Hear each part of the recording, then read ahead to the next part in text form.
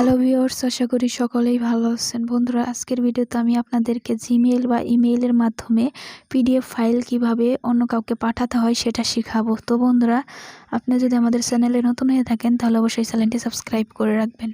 বন্ধুরা, এজন্য আপনাদের জিমেইল বা ইমেইল অ্যাপটি ওপেন করতে হবে।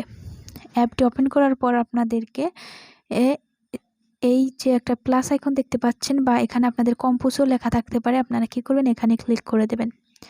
তো বন্ধুরা, আমি এখানে ক্লিক করে দিলাম। ক্লিক করার পর আপনারা এইরকম ইন্টারফেস চলে আসবে, আপনারা ওকে দিয়ে দিবেন। এবং আরেকটা জিনিস এখানে খেয়াল করবেন, আপনারা এখানে অটোমেটিকলি আপনার ইমেল বা জিমেলটা চলে আসবে, ঠিক আছে। এবং এই 2 এর জায়গায় আপনি যাকে ইমেলটা বা জিমেল করবেন তার ইমেল আইডিটা কিন্তু এখানে দিতে পারবেন। এখানে আপনি 2-3টা জিমেলও দিতে পারবেন। আপনি যদি একসাথে 3-4 জনকে পাঠাতে চান একই পিডিএফ ফাইল, তাহলে কিন্তু আপনি এখানে 3-4টা দিয়ে দিতে পারবেন, ইমেল এখানে দিয়ে দিতে পারবেন, ঠিক আছে। তো আমি একজনকে পাঠাবো, এই জন্য আমি এখানে একজনের জিমেল আইডিটা এখানে দিয়ে দেবো, ঠিক আছে। তো আমি দিয়ে দিচ্ছি, জাস্ট ওয়েট। দিয়ে দেওয়ার পর আপনারা কি করবেন, আপনারা এই উপরের দিকে দেখবেন, উপরের দিকে এখানে একটা দেখতে পাচ্ছেন, এরকম একটা পিনের মতো দেখতে পাচ্ছেন, এটাকে অ্যাটাচ ফাইল বলে, এরকম একটা। তো আপনারা কি করবেন, এর উপর ক্লিক করে দেবেন। ক্লিক করার পর আপনারা এই যে উপরে যে অ্যাটাচ ফাইল নামে একটা অপশন দেখতে পাচ্ছেন, আপনারা এর উপর ক্লিক করে দেবেন। ক্লিক করার পর আপনাদের সামনে এরকম ইন্টারফেস চলে আসবে। আপনারা চাইলে যে এখানে ফাইলের মাধ্যমে আপনার এই ফাইলের এখানে গিয়ে আপনারা খুঁজতে পারেন, বা এই যে এখানে সার্চের মাধ্যমে খুঁজে নেবেন, তাহলে সহজ হবে। আপনারা কি করবেন, এই সার্চ বারে ক্লিক করে দেবেন।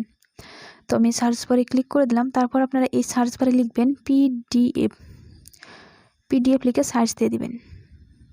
সার্চ দেওয়ার পর আপনার মোবাইলে যতগুলো পিডিএফ ফাইল আছে সবগুলো এখানে শো হবে। আমার মোবাইলে যতগুলো পিডিএফ ফাইল আছে সব এখানে শো হয়েছে, ঠিক আছে। এখন আমাকে এখান থেকে বেছে নিতে হবে আমি কোনটা পাঠাবো। তো আপনারাও বেছে নেবেন কোনটা পাঠাবেন। তো বন্ধুরা, আমি এটা পাঠাবো, ঠিক আছে। 3য় নম্বর এই যে এটা পাঠাবো, এই জন্য আমাকে এর উপর ক্লিক করতে হবে। আমি ক্লিক করে দিলাম। ক্লিক করার পর আপনারা ওকেতে ক্লিক করে দেবেন। এখানে দেখুন বন্ধুরা, এখানে দেখুন এটা কিন্তু চলে আসছে, ঠিক আছে।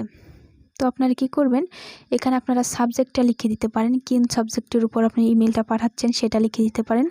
আমি লিখে দিলাম পিডিএফ ফাইল, পিডিএফ। আমি আপনাদের বোঝানোর জন্য শুধু লিখছি, আপনারা সুন্দর করে লিখবেন। তো এখানে আপনারা আরও কিছু লিখে দিতে পারেন। আমি একটু লিখে দিচ্ছি, this is my important PDF file, ঠিক আছে। এখানে আপনারা আরও কিছু লিখতে পারেন। এখন কথা হচ্ছে এটা আপনারা কিভাবে পাঠাবেন। এটা পাঠানোর জন্য আপনাদেরকে উপরের দিকে দেখবেন একটা এরকম চিহ্ন আছে, সেন্ড চিহ্ন। আপনারা কি করবেন, এর উপর ক্লিক করে দেবেন। ক্লিক করার পর আপনাদের কিন্তু এটা সেন্ড হয়ে যাবে, ঠিক আছে। দেখতে পাচ্ছেন, এটা কিন্তু সেন্ড হয়ে যাবে। সেন্ড হওয়ার জন্য একটু সময় নেবে। তো বন্ধুরা, আপনাদের নেট ভালো থাকলে অনেক তাড়াতাড়ি পৌঁছে যাবে।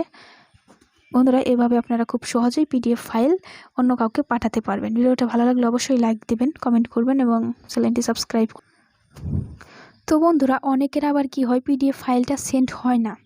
তো বন্ধুরা, আমি তাদের জন্য আরেকটু কথা বলবো। এজন্য আপনারা কি করবেন, উপরে যে 3 লাইন দেখতে পাচ্ছেন এর উপর ক্লিক করে দেবেন, এবং এখানে যে আউট বক্স দেখতে পাচ্ছেন এর উপর ক্লিক করে দেবেন। এর উপর ক্লিক করার পর আপনারা যেখানে দেখুন পিডিএফ ফাইলটা দেখতে পাচ্ছেন।